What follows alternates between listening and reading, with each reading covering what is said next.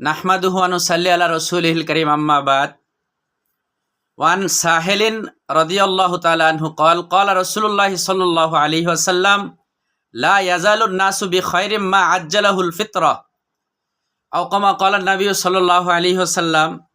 যেহেতু রমজান মাস, এই জন্য আমি ইফতার করার বিষয়ে একটা হাদিস আপনাদের সম্মুখে পেশ করা হয়েছে। হাদিসটা হযরতে সাহেল রাদিয়াল্লাহু তাআলা আনহু থেকে বর্ণিত। তিনি বলেন, নবী করিম সাল্লাল্লাহু আলাইহি সাল্লাম ইরশাদ করেছেন, মানুষ যতদিন তাড়াতাড়ি ইফতার করবে ততদিন তাদের মধ্যে বরকত থাকবে, মঙ্গল থাকবে। এখন আসেন এই কথাটি আমি একটু ব্যাখ্যা করি।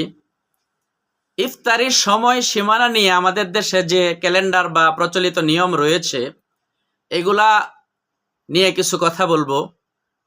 রসুল হাদিসের মধ্যে বলেছেন যে আমার উম্মতের মধ্যে যত তাড়াতাড়ি ইফতার করবে তত তাদের মধ্যে বরকত এবং মঙ্গল থাকবে। এখন আমরা ইফতারির সময় যে নিয়মগুলা দেখি, মুয়াজ্জিন যতক্ষণ আজান না দিবে অতক্ষণ আমরা অপেক্ষায় থাকতে থাকি। ইফতারির ওয়াক্ত কখন আসে? ইফতারির ওয়াক্ত আসে সুম্মা আতিম্মুস সিয়ামা ইলাল লাইল। আল্লাহ তাআলা বলেছেন কোরআনে পাকের মধ্যে, তোমরা রোজাকে পূর্ণ করো রাত্র পর্যন্ত। তাহলে দিন এবং রাত্র আমরা চিনি না, এই জন্য মুয়াজ্জিনের অপেক্ষায় আমরা বসে থাকি। আল্লাহ তাআলা বলেন সুম্মা আতিম্মুস সিয়ামা ইলাল লাইল, তোমরা রোজাকে রাত্র পর্যন্ত নিয়ে যাও, এর ভিতরে কিছু খানাপিনা করো না। রাত্র কাকে বলে? রাত্র বলা হয় যখন সূর্য অস্ত যায়, সূর্য ডুবে যায়, তখন তাকে রাত্র বলা হয়। আর হাদিসের মধ্যে বলা হয়েছে যে তাড়াতাড়ি ইফতার করলে আমার উম্মতের মধ্যে বরকত এবং মঙ্গল থাকবে। এখন আল্লাহ তাআলা বলছেন সূর্য অস্ত পর্যন্ত, রাত্র পর্যন্ত, আর রসুল বলছেন তাড়াতাড়ি। এখন আমরা আজানের তো কথা কোথাও পাই না, আজানের মাগরিবের আজান দিতে হবে, এটা তো কোথাও নাই। অর্থাৎ ফলাফল কি হলো? সূর্য অস্তের সাথে সাথে তাড়াতাড়ি ইফতার করো, এটাই সুন্নাহ। এই আমলটা আমরা যতদিন করব ততদিন আমাদের মধ্যে বরকত এবং কল্যাণ থাকবে। চাই আজান হোক চা না হোক, আপনার দেশের, আপনার বিভাগীয়, আপনার আঞ্চলিক যে ক্যালেন্ডার রয়েছে, ওই দিনের, ওই মাসের, ওই ডেটের যে সূর্য অস্তের সময়, সূর্য অস্তের সাথে সাথে আপনি ইফতার করবেন, আজান হোক বা না হোক।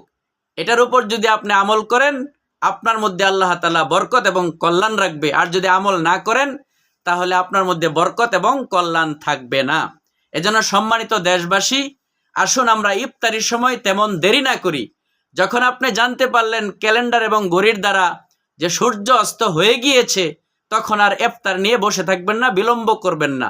আজান হোক বা না হোক, যে মুয়াজ্জিন আছে ওনার তো ইস্তেঞ্জা হইতে পারে, ইস্তেঞ্জার ব্যাগ হইতে পারে, হ্যাঁ, ওযুর সমস্যা হইতে পারে, তো উনি আসতে দেরি করতেছে, এই জন্য কি আপনি দেরি করবেন?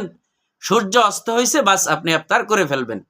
আসলে মনে হয় কথাটা বুঝতে পারছেন। আল্লাহ তাআলা আমাকে সহ সমস্ত পৃথিবীর ভাই বোনদেরকে আমলটা করার তৌফিক দান করুক। এটা নিজে আমল করি, অন্যের কাছে শেয়ার করে পৌঁছে দিই, আমল করার তৌফিক দান করুক।